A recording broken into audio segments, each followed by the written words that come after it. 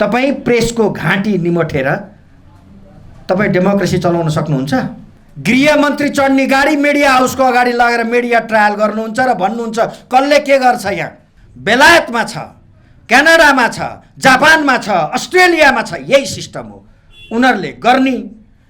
अनि हामी जहिले पनि फेल भइरहनु पर्ने यही सिस्टम हो। यो सरकार छिटोभन्दा छिटो हटाउनु बुद्धिमानी हुन्छ। धेरै सरकार बने भन्ने भाष्य छ, बन्छन्। ब्रिटेनमा जहाँको डेमोक्रेसीको मोडल हामीसँग छ, विगत 10 वर्षमा 11वटा सरकार बनेको छ। इङ्ल्यान्डमा रासोपाप्रति हिजो आशा थियो, आशा मरेर गयो।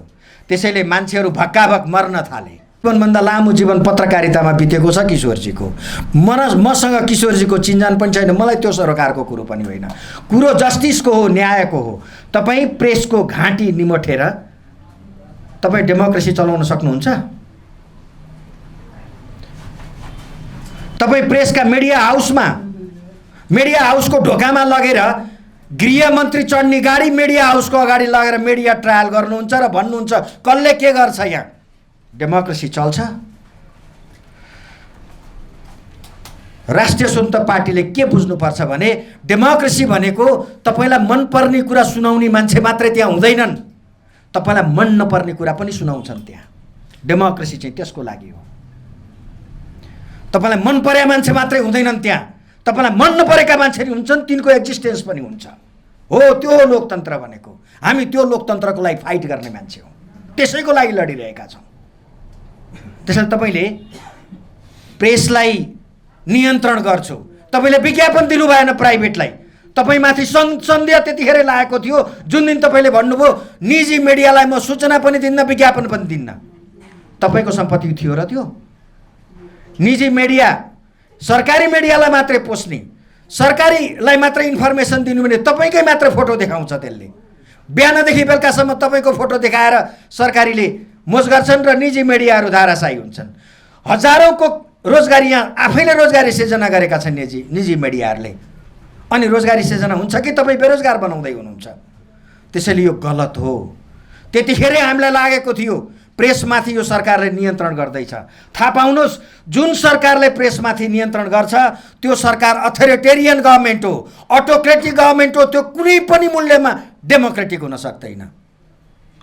अनि यो संविधानले, हाम्रो यो व्यवस्थाले अथोरिटेरियन रुल चल्छ, दिन्छ। त्यसैले यो सरकार निरङ्कुशतावादी सरकार हो। त्यति मात्रै होइन, यो सरकारले सरकारी अङ्गहरू, स्टेट एक्टर्सहरू, नन स्टेट एक्टरको कुरो छोड्नुहोस् तपाईँ, स्टेट एक्टरहरू कसैलाई 5 घण्टा 10 घण्टासम्म ल्याएर थुन दिएको छ र फलानालाई समात, ढिस्कानालाई थुन। के हो यो? सरकार यसरी चल्ने हो? यो तिम्रो वीरता हो? सरकार यसरी चल्छ? को हो तिमी? पुलिसले छानबिन गर्छ, कानुन अनुसार जान्छ, कसलाई थुन्ने हो, कसलाई के गर्ने हो भनेर। अख्तियार इन्डिपेन्डेन्ट कन्स्टिट्युसनल अर्ग्यान हो। अख्तियार ल्याएर 5 घण्टासम्म थुनिदिया छ। तपाईँ अर्को फरेन इन्भोयहरू, राजदूतावासहरूलाई बोलाएको छ, थर्काएको छ। हाम्रो रिलेसन कहाँ जान्छ? आज एउटा प्रधानमन्त्री छ, यो देशमा प्रधानमन्त्री परिवर्तन हुन्छन्, तर यो देश रहन्छ, जनता रहन्छन् यहाँ। त्यसैले नेपालको रिलेसन बिगार्न पाइँदैन।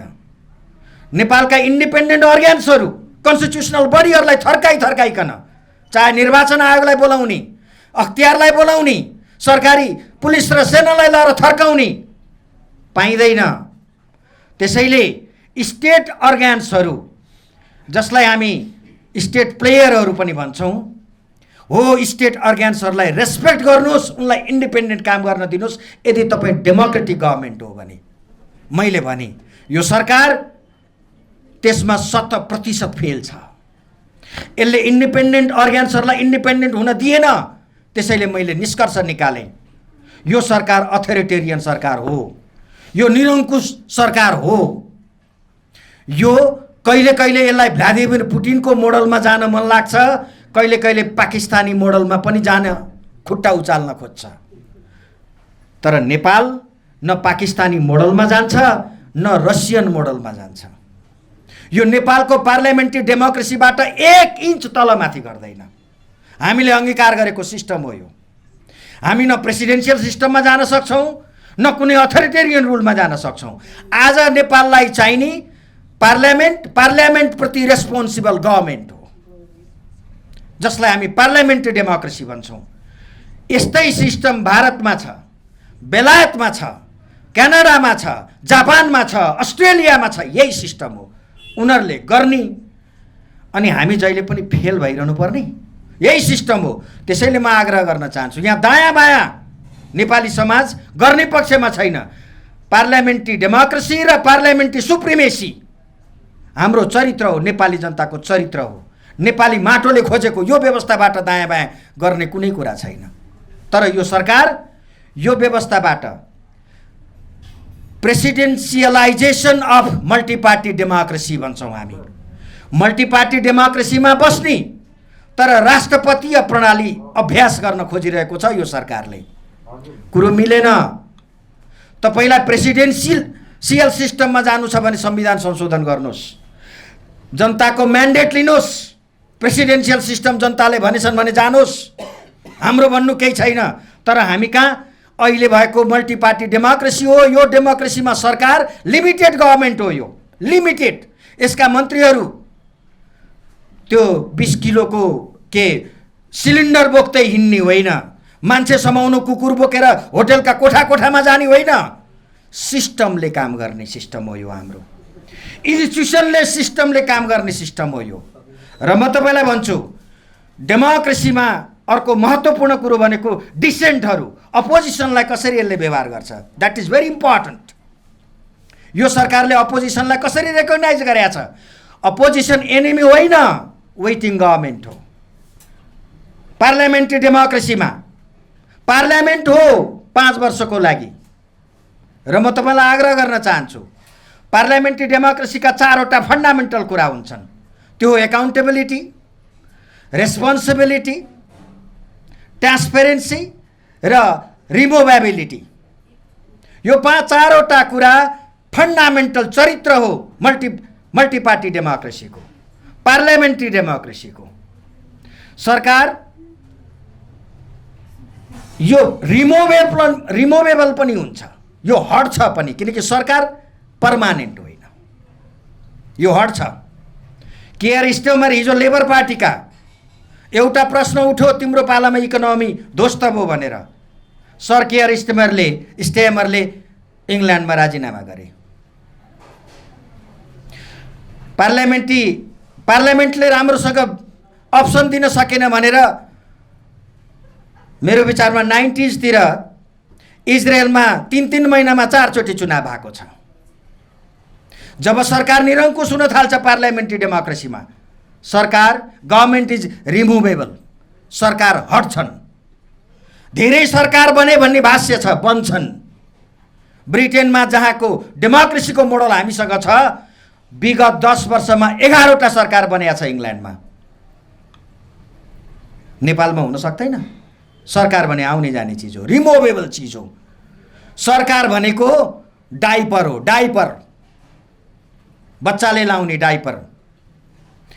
बच्चाले पिसाब फेर्छ, चेन्ज गर्नुपर्छ। सरकार भनेको यही डाइपर हो, यो चेन्ज भइरहने चिज हो। स्टेबल भनेको हाम्रा कन्स्टिट्युसनल अर्ग्यान्सहरू हुन्, सिभिल सोसाइटी हो, यहाँका राजनीतिक दलहरू हुन्, नागरिक समाज हो, सोसल इन्स्टिट्युसन्सहरू हुन्, यी स्टेबल हुन्। सरकार भने आउने जाने भइरहन्छ।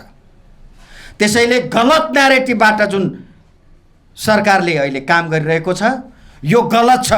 त्यसैले मैले भने आफ्नो आलोचकहरूप्रति यो सरकार नम्र छैन, शत्रु चाहिँ खनिन्छ। अपोजिसनप्रति यसको रवैया वार्तासम्म गर्दैन। यसलाई डेमोक्रेटिक गभर्नमेन्ट भन्न मिल्छ?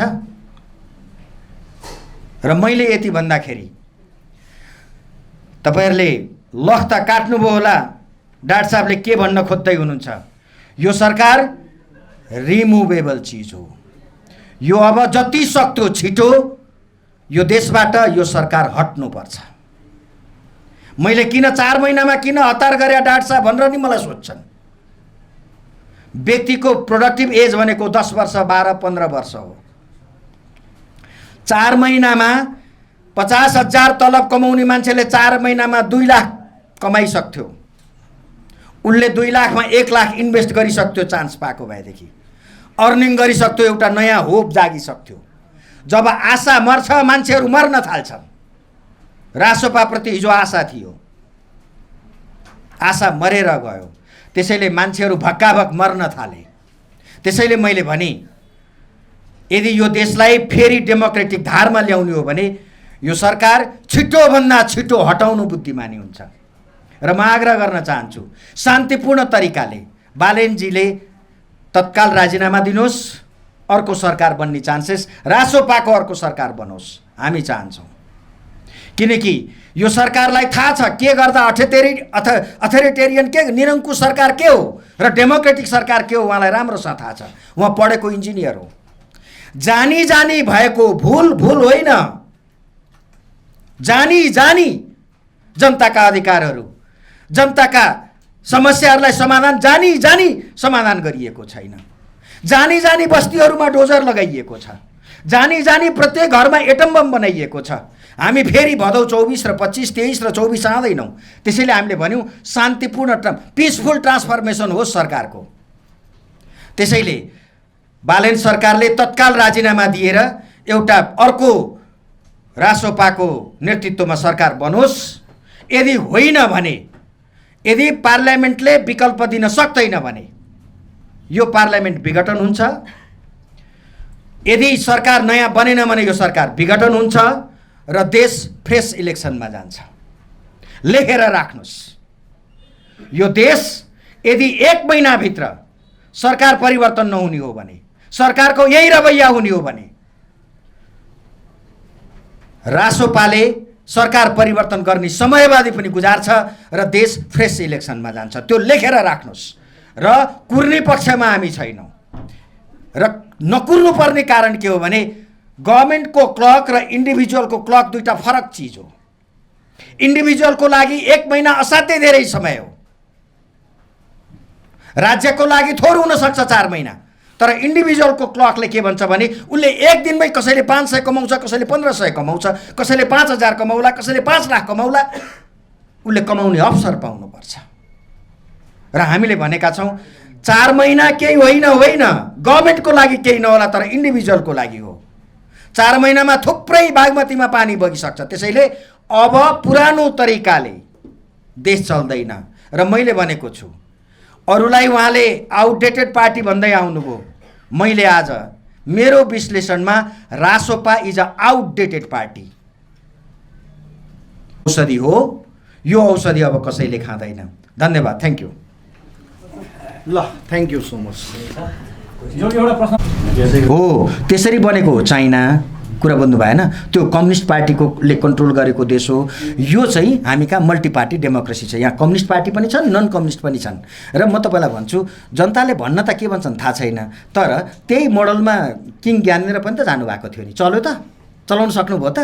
त्यसैले यो बोल्ने, सोसल मिडियामा बोल्ने र व्यवहार दुईवटा फरक कुरा हो। र मैले बालेनजीलाई के पनि भनेको छु भने आजैदेखि मैले घोषणा गरेँ, यो सरकार यदि 1 महिनाभित्र गभर्मेन्ट रिमुभेबल हुन्छ, यो डेमोक्रेसीको नर्म हो, फन्डामेन्टल पार्लियामेन्ट्री डेमोक्रेसीको चरित्र हो। गभर्मेन्ट इज रिमुभेबल आइटम, जुत्ता जस्तै हो यो, ठिक हुन्जेल लाइन्छ नभए फालिन्छ। सरकार भनेको मान्छेको सुज हो, यसलाई फाल्ने हो। यो सरकार यो हाम्रो जुत्तामा, नेपालीको जुत्तामा, खुट्टामा नमिल्ने सरकार हो। त्यसैले यो फालिन्छ। धन्यवाद। तपाईँले भन्नु खोज्नु भएको थियो 1 महिनामा ढल्छ भन्नुभयो। अस्ति नेकपाको संयोजक प्रचण्डले भन्नुभएको थियो काठमाडौँ उपत्यकामा 7 लाख, अन्य जिल्लामा 1-2 लाख उतार्छौँ भन्नुभएको थियो। त्यही भन्नुभएको थियो होइन। अब उहाँले कसरी, अब साथीहरू कसले के बोल्नु त, त्यो त उहाँ स्पिरिट त उहाँलाई थाहा होला। तर के हो भने साँचो कुरो चाहिँ के हो भने यो सरकार चल्नु हुँदैन। जति दिन चल्छ नेपाली जनता त्यत्तिकै सुसाइड गर्छन्। तपाईँलाई एउटा कुरो थाहा छ, सुसाइड आगो लगाइरहेछ मान्छेले, खोलामा हाम फालेको छ, तर उनका समर्थकहरूले पोस्ट गर्छन्, स्टेटस लेख्छन् के मर्नेलाई मर्न दिनुपर्छ। यही हो नेपाली समाज, यस्तै हो, यस्तै क्रुल छ। धन्यवाद, थ्याङ्क यू।